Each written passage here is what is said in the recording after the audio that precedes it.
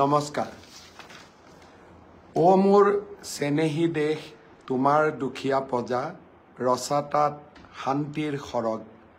ক'ত পাম এনে প্ৰীতি সৰল প্ৰাণৰ ভাষা সেৱাৰ মহিমাময় ত্যাগ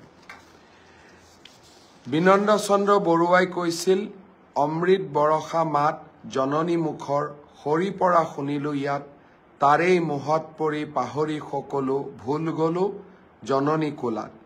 স্বদেশ স্বজাতি আৰু স্বধৰ্মত থাকি শুনো যেন স্বদেশৰ ভাষা স্নেহময়ী জননীৰ মৌসনা মাত তাতে মাতো নিঃকিনৰ আশা আজিৰ দিনটোত অসমীয়া ভাষা সংস্কৃতিৰ বাবে এক অভূতপূৰ্ব প্ৰাপ্তিৰ দিন খন্তেক সময় আগতে ভাৰতৰ প্ৰধানমন্ত্ৰী নৰেন্দ্ৰ মোদী ডাঙৰীয়াৰ অধ্যক্ষতাত কেন্দ্ৰীয় কেবিনেটে অসমীয়া ভাষাক ক্লাছিকেল লেংগুৱেজৰ মৰ্যাদা প্ৰদান কৰিছে ইয়াৰ আগতে 2004 চনত তামিল ভাষাক 2005 চনত সংস্কৃত ভাষাক 2008 চনত তেলেগু ভাষাক 2008 চনত কানাডা ভাষাক 2013 চনত মালায়ালম ভাষাক আৰু 2014 চনত ওড়িয়া ভাষাক ক্লাছিকেল লেংগুৱেজৰ ভাৰত চৰকাৰে মৰ্যাদা প্ৰদান কৰিছিল ক্লাছিকেল লেংগুৱেজৰ মৰ্যাদা মানে কি ইয়াৰ দ্বাৰা ভাৰত চৰকাৰে এটা ভাষাক স্বীকৃতি দিয়ে যে ইয়াৰ লিখিত সাহিত্য 1500ৰ পৰা 2000 বছৰ পুৰণি যিসমূহ ভাষাৰ এন্টিকুইটি বা পৌৰাণিত্য বা প্ৰাচীন ইয়াৰ যিটো প্ৰাচীন আৰম্ভণি ইয়াক 1500 বছৰ বা 2000 বছৰৰ আগতেই ইয়াক দেখা পোৱা যায় তেনে ভাষাক ক্লাছিকেল লেংগুৱেজৰ মৰ্যাদা প্ৰদান কৰা হয় আজিৰ কেন্দ্ৰীয় কেবিনেটে অসমীয়া আৰু বঙালী দুইটা ভাষাকে ক্লাছিকেল লেংগুৱেজৰ মৰ্যাদা প্ৰদান কৰাৰ পিছত এটা বিতৰ্কৰ ওৰ পৰিল যে অসমীয়া বঙালী ভাষাৰ পৰা উৎপত্তি হৈছিল অৰ্থাৎ দুইটা ভাষাই ইণ্ডিপেণ্ডেণ্ট দুইটা ভাষা 1500ৰ পৰা 2000 বছৰ পুৰণি আৰু দুইটা ভাষাৰে পুথি লিখিত গদ্য সেই পৌৰাণিক দিনলৈ চিহ্নিত কৰিব পৰা যায় এটা অসমীয়াৰ বাবে আজিৰ দিনটো এটা ডাঙৰ প্ৰাপ্তি ভাষা আন্দোলন হৈছিল অসমত অসমীয়া ৰাজ্য ভাষা হ'ব লাগে বুলি অসমীয়া ভাষাক লৈ বহু ধৰণৰ কথা বতৰা আমাৰ ৰাজ্যখনত চলি থাকিছিল কিন্তু প্ৰধানমন্ত্ৰী নৰেন্দ্ৰ মোদীৰ আগত কোনো এখন চৰকাৰে অসমীয়াক ক্লাছিকেল লেংগুৱেজৰ মৰ্যাদা প্ৰদান কৰাৰ কথা চিন্তা কৰা নাছিল মই যোৱা 3 দিনমান আগতে টুইট কৰিছিলোঁ যে অসমীয়া ভাষাই যদি ক্লাছিকেল লেংগুৱেজৰ মৰ্যাদা পায় ই অৱসৰপ্ৰাপ্ত ন্যায়াধীশ বিপ্লৱ শৰ্মাই অসমীয়া ভাষা সংৰক্ষণৰ কাৰণে দিয়া যিসমূহ অনুমোদন আছিল তাতকৈ এটা মাত্ৰ সিদ্ধান্তই আমাৰ ভাষাটোক বহু দূৰ আগুৱাই লৈ যাব আগতে 6টা ক্লাছিকেল লেংগুৱেজ ভাৰত চৰকাৰে স্বীকৃতি দিছিল আজি মাৰাঠী পালি প্ৰাকৃত অসমীয়া আৰু বঙালী এই ভাষাকেইটাক ক্লাছিকেল লেংগুৱেজৰ মৰ্যাদা প্ৰদান কৰিলে অৰ্থাৎ আমাৰ দেশত এতিয়া 11টা ক্লাছিকেল লেংগুৱেজ হ'ব প্ৰতিটো লেংগুৱেজেই 1500ৰ পৰা 2000 বছৰ পুৰণি প্ৰতিটো লেংগুৱেজেই স্বাধীন আৰু প্ৰতিটো লেংগুৱেজৰ লিখিত আৰু কথিত তাৰ পৌৰাণিকত্ব 2000 বা 1500 বছৰলৈ চিহ্নিত কৰিব পাৰি অসমীয়াৰ বাবে আজিৰ দিনটো এক বিশাল প্ৰাপ্তি অলপ আগতে প্ৰধানমন্ত্ৰী নৰেন্দ্ৰ মোদী ডাঙৰীয়াক মই টেলিফোন কৰিছিলোঁ আৰু প্ৰধানমন্ত্ৰী নৰেন্দ্ৰ মোদী ডাঙৰীয়াক হৃদয়ৰ গভীৰতম কোণৰ পৰা অসমীয়া ৰাইজৰ হৈ ধন্যবাদ আগবঢ়াইছিলোঁ। কোনো আন্দোলন নাই, কোনো দাবী নাই, মাত্ৰ ৰাজ্য চৰকাৰ আৰু কেন্দ্ৰীয় চৰকাৰৰ মাজত কেইখনমান পত্ৰৰ আদান প্ৰদান। মোদী ডাঙৰীয়াক মই সাক্ষাৎ কৰি আজিৰ পৰা কিছু মাহ পূৰ্বে অনুৰোধ কৰিছিলোঁ, দেশৰ সাংস্কৃতিক মন্ত্ৰীৰ লগতো কথা বতৰা পাতিছিলোঁ আৰু সকলোৰে সহযোগিতা, বিশেষকৈ প্ৰধানমন্ত্ৰী নৰেন্দ্ৰ মোদী ডাঙৰীয়াৰ আশীৰ্বাদত আজি অসমীয়াই এক বিৰল মৰ্যাদা প্ৰদান কৰিলে। জ্যোতিপ্ৰসাদ আগৰৱালাৰ এটা কবিতা মোৰ সদায় মনত থাকে। কামৰূপা মোৰ সুৱদী সুৰীয়া, অসমীয়া ভাষা জগত সভালে যাব, উজ্জ্বল সুজ্জ্বল কহিনুৰ পিন্ধি হাঁহি জ্যোতিৰূপা হ'ব। সঁচাকৈয়ে আজি অসমীয়া ভাষাই জগত সভালৈ এক নতুন যাত্ৰা আৰম্ভ কৰিলে। অসমীয়া ভাষাই উজ্জ্বল সুজ্জ্বল কহিনুৰ পিন্ধি হাঁহি জ্যোতিৰূপা হ'ব। মই পুনৰ এবাৰ এই ভাষাটোক জীয়াই ৰখাৰ বাবে ভাষা সাহিত্যৰ গৱেষণা কৰি এই ভাষাটোক এই পৰ্যায়লৈ লৈ অহাৰ বাবে মই প্ৰতিগৰাকী অসমীয়ালৈ আজিৰ এই সুন্দৰ দিনটোত অভিনন্দন জনাইছোঁ। সঁচাকৈয়ে অসমীয়া ভাষা জগত সভালে যাব। প্ৰধানমন্ত্ৰী মোদী ডাঙৰীয়াক কৃতজ্ঞ অসমীয়াৰ হৈ আকৌ এবাৰ ধন্যবাদ জনাইছোঁ। অহাকালি আপোনালোকে এবাৰ দিনটোৰ যিকোনো সময়ত আমাৰ ভাষাটোৰ এই অসাধাৰণ সাফল্যক লৈ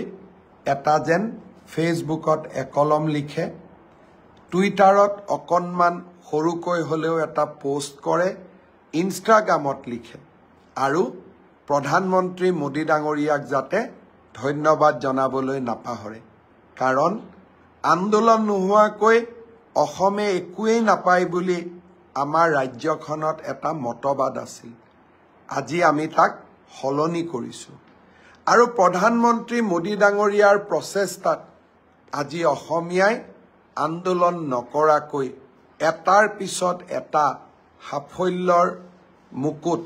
শিৰত পিন্ধিবলৈ সক্ষম হৈছে। পুনৰ এবাৰ অসমীয়া ভাষাক এই পৰ্যায়লৈ লৈ অহাৰ বাবে অসম সাহিত্য সভাকে ধৰি ভাষা জননীৰ সেৱক প্ৰতিটো সংগঠন, প্ৰতিগৰাকী লেখক, প্ৰতিগৰাকী গৱেষকক মই অন্তৰৰ গভীৰতম কোণৰ পৰা ধন্যবাদ আৰু কৃতজ্ঞতা জনাইছোঁ। বৰাক উপত্যকাৰ ৰাইজে বঙালী ভাষা ব্যৱহাৰ কৰে। আজিৰ এই দিনটোত বঙলা ভাষায়ো ক্লাছিকেল লেংগুৱেজৰ মৰ্যাদা পোৱাৰ বাবে মই তেখেতসকলকো ধন্যবাদ জনাইছোঁ। মাৰাঠী, পালি আৰু প্ৰাকৃত ভাষাই ক্লাছিকেল লেংগুৱেজৰ মৰ্যাদা পোৱাৰ বাবে এই ভাষাভাষী লোকসকলকো মই অন্তৰৰ গভীৰতম কোণৰ পৰা পুনৰ এবাৰ অভিনন্দন জনাইছোঁ। মই ফেচবুক লাইভত মোৰ ব্ৰডকাষ্টত চাই আছোঁ। প্ৰিয়ম দাসে কৈছে, দাদা আপোনাকো ধন্যবাদ। ৰূপম বেজবৰুৱাই লিখিছে, থেংক ইউ ছ' মাছ। মিণ্টু দাসে লিখিছে, ধন্যবাদৰ পাত্ৰ আপুনিও মামা। প্ৰদীপ কাকতিয়ে কাফে লিখিছে, গ্ৰেট CM ইন আছাম। কোনোবাই লিখিছে, আসিফ আহমেদে লিখিছে, great moment of pride sir. Himanshu নাথে লিখিছে, ধন্যবাদ মামা। দেৱতোষ দাসে লিখিছে, গ্ৰেট মোমেণ্ট ফৰ আছ। বহুজনে মোকো ইয়াত অভিনন্দন জনাইছে। মই অভিনন্দন পোৱাৰ মোৰ কোনো মই নাভাবোঁ যে ইয়াত মোৰ কিবা ব্যক্তিগত সাফল্য আছে, অভিনন্দন পোৱাৰ যোগ্য বুলিও মই নাভাবোঁ। কিন্তু এজন গৌৰৱী অসমীয়া হিচাপে আজিৰ এই মুহূৰ্তত মই এজন অসমীয়া হিচাপে আপোনালোকৰ দৰে মই আৰু মোৰ লগত সকলো অসমীয়াই আজি নিশ্চয় গৌৰৱৰ এক বিৰল আনন্দ লাভ কৰিছে। পুনৰ এবাৰ সকলোকে বহুত বহুত ধন্যবাদ জনালো। কেইদিনমান আগতে মই ব্ৰডকাষ্টত কৈছিলোঁ যে অহা 6 তাৰিখে আমি নিযুত মইনা আঁচনিৰ ধন 6 তাৰিখৰ পৰা আমি বিতৰণৰ শুভ আৰম্ভণি কৰিম। মই আজি পুনৰ দোহাৰিছোঁ যে অহা 6 তাৰিখে প্ৰত্যেকটো বিধানসভা সমষ্টিত অনুষ্ঠিত হ'বলগীয়া এখন সুন্দৰ সভাৰ মাজেৰে আমি নিযুত মইনা আঁচনিৰ শুভা আৰম্ভণি কৰিম। এই মাহত আমি সকলো ছাত্ৰীক একোখনকৈ ড্ৰাফ্ট দিম আৰু অহা মাহৰ পৰা অৰ্থাৎ নৱেম্বৰ মাহৰ পৰা এই ধন ডিবিটি যোগে সকলো ছাত্ৰীৰ এই আঁচনিত যোগ্য বুলি বিবেচিত হোৱা প্ৰতিগৰাকী ছাত্ৰীৰ বেংক একাউণ্টলৈ আমি ট্ৰান্সফাৰ কৰিম। আৰু কোনোবা ছাত্ৰী যদি ভুলত বাদ পৰি যায় আপোনালোকে মোক জনাব, মই তৎকালীনভাৱে ব্যৱস্থা ল'ম। মই বিশ্বাস কৰোঁ যে উচ্চতৰ মাধ্যমিকত প্ৰথম বৰ্ষত নামভৰ্তি কৰা ছাত্ৰী, স্নাতক পৰ্যায়ত নামভৰ্তি কৰা প্ৰথম বৰ্ষৰ ছাত্ৰী আৰু বিশ্ববিদ্যালয়ত নামভৰ্তি কৰা প্ৰথম বিভাগৰ ছাত্ৰী সকলোৱে এই আঁচনিৰ হিতাধিকাৰী ৰূপে যোগ্য। কোনোবাই যদি এই আঁচনিৰ পৰা বাদ পৰিছে আমাক নিশ্চয় জনাব। অৱশ্যে সেল্ফ ফাইনেন্স কোৰ্সত পঢ়া ছাত্ৰীসকল এই আঁচনি পোৱাৰ বাবে যোগ্য হ'বনে নাই তাৰ বিষয়ে শিক্ষা বিভাগত মন্থন চলি আছে। সেইবাবে সেল্ফ ফাইনেন্সত পঢ়া ছাত্ৰীসকলক কিছু দিন অপেক্ষা কৰিবৰ বাবে মই অনুৰোধ জনাম। শাৰদীয় দুৰ্গা পূজাও আহি আছে। শাৰদীয় দুৰ্গা পূজাৰ উৎসৱ পালনৰ বাবে চৰকাৰে যি অনুদান আগবঢ়াব সেই অনুদানো আমি আপোনালোকক জনাব বিচাৰোঁ যে 8 আৰু 9 তাৰিখৰ ভিতৰত আপোনালোকে যাতে সকলোৱে পায় তাৰ বাবে আমি নিশ্চিতভাৱে ব্যৱস্থা হাতত ল'ম।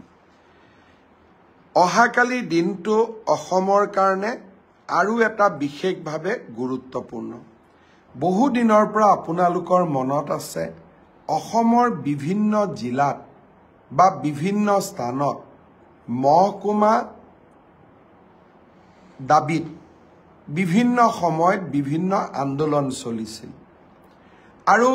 কেতিয়াবা কেতিয়াবা অতিকে প্ৰয়োজনীয় বুলি ভবাৰ পিছতো কৰবাৰ পৰা ৰিয়েকশ্যন আহিব বুলি মহকুমাসমূহৰ নিৰ্মাণৰ দাবীবোৰ কৰবাত পেণ্ডিং হৈ পৰি আছিল। এতিয়া আমি অসমত মহকুমা ব্যৱস্থাটোৰ বিলুপ্তি কৰিছোঁ। অহাকালিৰ পৰা আমাৰ ৰাজ্যত কোনো মহকুমা নাথাকিব। মহকুমাক আমি এতিয়াৰ পৰা সমজিলা বুলি জানিম। সমজিলা মানে জিলাৰ প্ৰায় সমান, অৰ্থাৎ জিলা উপায়ুক্তৰ যিমান ক্ষমতা থাকে সমজিলাধিপতিজনৰো একেই সমান ক্ষমতা থাকিব। অহাকালি আমি 39টা বিধানসভা সমষ্টিত মহকুমাৰ পৰিৱৰ্তে বা মহকুমা ব্যৱস্থাৰ বিলুপ্তি কৰি আমি সমজিলা স্থাপন কৰিম। এয়া হ'ল প্ৰথম পৰ্যায়। দ্বিতীয় পৰ্যায়ত আমি আৰু প্ৰায় 35টা বিধানসভা সমষ্টিত আমি সমজিলাৰ কাৰ্যালয় স্থাপন কৰিম। অহাকালি আৰু পৰহি আমাৰ মন্ত্ৰীসভাৰ সদস্যসকলে অসমৰ বিভিন্ন স্থানত গৈ সমজিলাসমূহৰ আধাৰশিলা স্থাপন কৰিব। ইয়াৰ ফলত ভূমিৰ বিভিন্ন কামৰ বাবে সততে আমি জিলা সদৰ কাৰ্যালয়ত যাব নালাগিব। বিভিন্ন ধৰণৰ NOC পাৰ্মিশ্যনৰ বাবে আমি জিলাৰ সদৰত যাব নালাগিব। MLA আনটাইড ফাণ্ড আদি বিভিন্ন চৰকাৰী ধনৰ লেনদেনৰ বাবে আমি জিলা সদৰত যাব নালাগিব। আবকাৰী বিভাগৰ কাম কাজৰ বাবে আমি জিলা সদৰত যাব নালাগিব ৰেচন কাৰ্ড আদি বনোৱাৰ কাৰণে আমি জিলা সদৰত যাব নালাগিব এই সম জিলাৰ কাৰ্যালয়তে এই গোটেইবোৰ কাম সমাপন হ'ব মই ভাবো এই সম জিলাৰ ব্যৱস্থাই বহু দিনৰ মহকুমা আন্দোলনৰো এটা সফল সামৰণি পৰিলে লাহে লাহে 126টা সমষ্টিতে এই সম জিলা স্থাপন হ'ব অহাকালি আমি এটা নতুন প্ৰশাসনিক ব্যৱস্থাত এটা নতুন আৰম্ভণি কৰিম আপোনালোকৰ সকলোৰে সহযোগিতা কামনা কৰিছো আৰু আপোনালোকৰ আশীৰ্বাদ কামনা কৰিছো আপোনালোকৰ বিধানসভা সমষ্টিটোত আজি ৰাতিপুৱা বাতৰি কাকতত আমি দিছো মোৰ টুইটাৰ ফেচবুকতো দিছো ক'ত ক'ত জিলা সম জিলাৰ কাৰ্যালয় স্থাপন হ'ব সমষ্টিটোৰ বিধায়কসকল অনুষ্ঠানত থাকিবই আপোনালোকেও এই অনুষ্ঠানত যোগদান কৰিব কাৰণ ই আপোনাৰ বিধানসভা সমষ্টিৰ বাবে এক অনন্য প্ৰাপ্তি হ'ব জিলাৰ মুখ্য কাৰ্যালয়ত নোযোৱাকৈ আমাৰ কাম-কাজসমূহ বিধানসভা স্তৰতে সমাপন হ'ব প্ৰশাসনক ৰাইজৰ ওচৰলৈ লৈ অহাৰ বাবে ই আমাৰ এক নতুন প্ৰচেষ্টা আপোনালোকৰ সহায় আৰু সহযোগিতা মই নিশ্চয় কামনা কৰিম আগৰ ব্ৰডকাষ্টত কোৱা মতে মুখ্যমন্ত্ৰীৰ আত্মনিৰ্ভৰ অসম আঁচনিৰ প্ৰথম পৰ্যায়ত আমি 25,000 যুৱক যুৱতীলৈ আৰ্থিক সাহায্য আগবঢ়ালো এই আঁচনিত এইবাৰ আটাইতকৈ বেছি যুৱকসকল নিৰ্বাচিত হৈছে মই ইলেকশ্যনৰ মিটিঙত গ'লে যুৱকসকলে মোক প্ৰায়ে কয় যে মামা আমাৰ বাবে একো আঁচনি নাই নেকি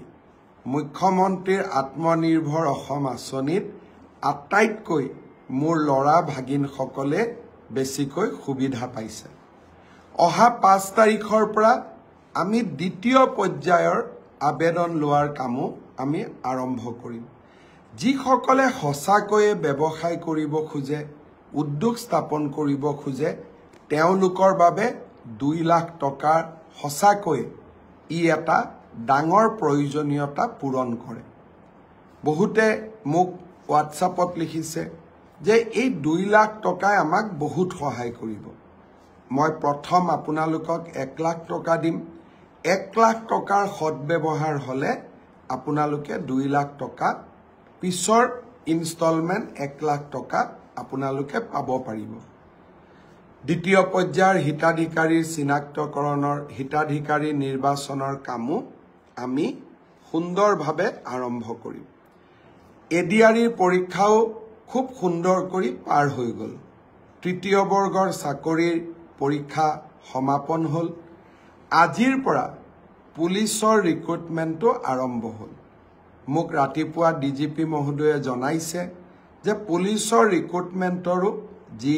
দৌৰৰ ফিজিকেল টেষ্ট বা দৌৰ আদি কৰিব লাগে তাৰ আৰম্ভণি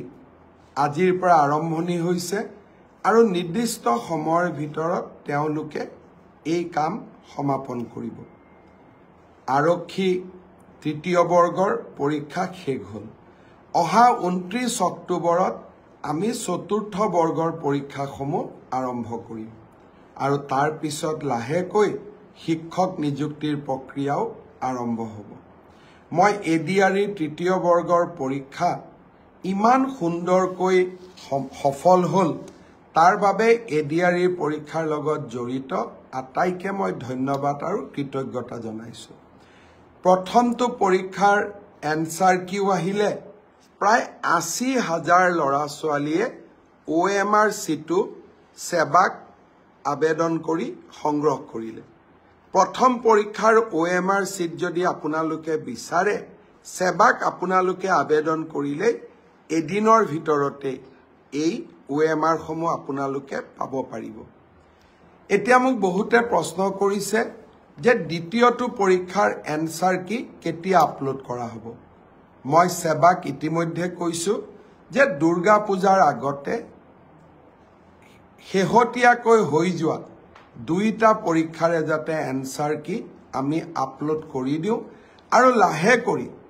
শেহতীয়াকৈ হৈ যোৱা দুইটা পৰীক্ষাৰে OMR সিটসমূহ যাতে পাব পৰাৰ ব্যৱস্থা আমি কৰি দিও স্বচ্ছতাক লৈ আমি গোটেই ব্যৱস্থাটো এটা নতুন দিগন্তলৈ লৈ গলো মই ভাবো ইয়াৰ পিছত অসমে আৰু কেতিয়াও নিযুক্তিৰ স্বচ্ছতাক লৈ খেলা কৰিব নোৱাৰিব অসমত আৰু কোনো ৰাকেশ পালৰ জন্ম নহব কংগ্ৰেছৰ সেই অন্ধকাৰৰ দিনবিলাকৰ পৰিৱৰ্তে অসমৰ যুৱক যুৱতীসকলৰ মনত আৰু অসমৰ যুৱক যুৱতীসকলৰ বুকুত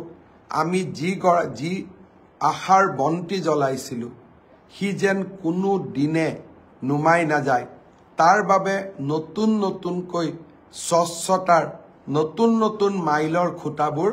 আমি স্পৰ্শ কৰিবলৈ চেষ্টা কৰিছো ব্ৰজেন বৰ্ডলে খুব ভাল কথা এটা লিখিছিল মই পঢ়াৰ আগতে পাৰ হৈ গল মই ভাবো যে আকৌ যদি মোৰ মোবাইলত আহে মই নিশ্চয় পঢ়ি দিম এতিয়া মোক বহুতে খুদিছে যে মিউচুৱেল ট্ৰান্সফাৰৰ ব্যৱস্থা কেতিয়া আৰম্ভ হ'ব অহা 2-3 দিন 4 দিনৰ ভিতৰতে মই পোৰ্টেলটো আপোনালোকৰ বাবে আগবঢ়াই দিম যাতে তৃতীয় আৰু চতুৰ্থ বৰ্গত আমি মিউচুৱেল ট্ৰান্সফাৰৰ কাম আৰম্ভ কৰিব পাৰো কোনোবাই আকৌ বিচাৰিছে নহয় মোক এটা ডিপাৰ্টমেন্টৰ প্ৰাণ এটা ডিপাৰ্টমেন্টলৈ যাব দিব লাগে তেনেকুৱা ব্যৱস্থা চৰকাৰত নাথাকে অপূৰ্ব অধিকাৰীয়ে লিখিছে গুড দাদা অপূৰ্ব ধন্যবাদ জনাইছো অতনু কোঁৱৰে লিখিছে প্ৰতিজন অসমীয়াৰ উন্নয়নৰ চিন্তা কৰিছে আপুনি অতনু ধন্যবাদ গোপাল বৰাই কিছু লিখিছে মই আপোনাৰ কমেন্টটো ভাল কৰি চাই লম বিশ্বদীপ দাসে নৱৰাত্ৰিৰ শুভেচ্ছা জনাইছে নিপুমণি নাথেও শাৰদীয় দুৰ্গা পূজাৰ শুভেচ্ছা জনাইছে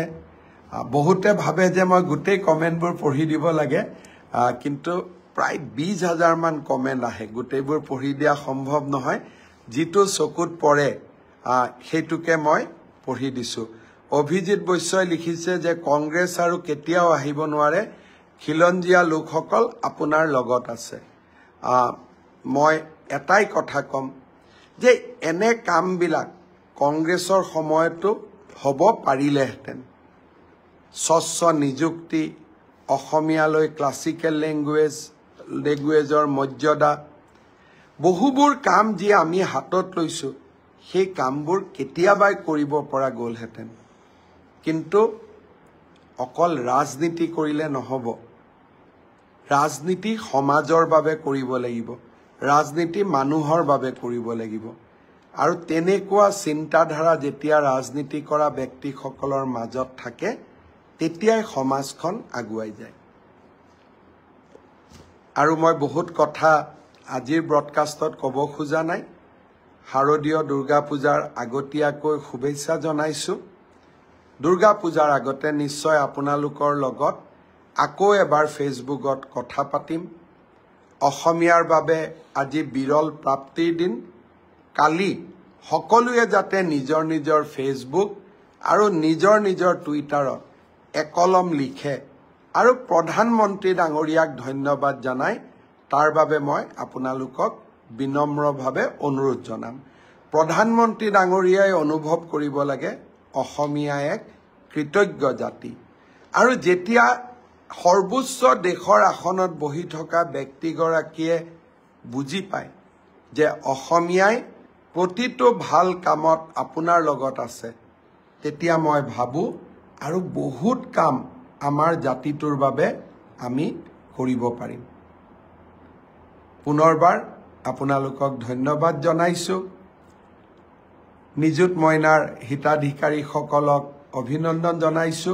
6 তাৰিখে গুৱাহাটীত লগ পাম মই ক'ব পাহৰিছিলো কামৰূপ মহানগৰ আৰু মৰিগাঁওৰ ছাত্ৰীসকলক মই 6 তাৰিখে গুৱাহাটীলৈ মাতিছো আপোনালোকক গুৱাহাটীত মই লগ পাম আৰু বাকি সকলক ভিডিঅ' কনফাৰেন্সৰ জৰিয়তে মোৰ বাকি ভাগিনসকলক মই লগ পাম 6 তাৰিখৰ পৰাই নিযুত মইনাৰ আৰম্ভণি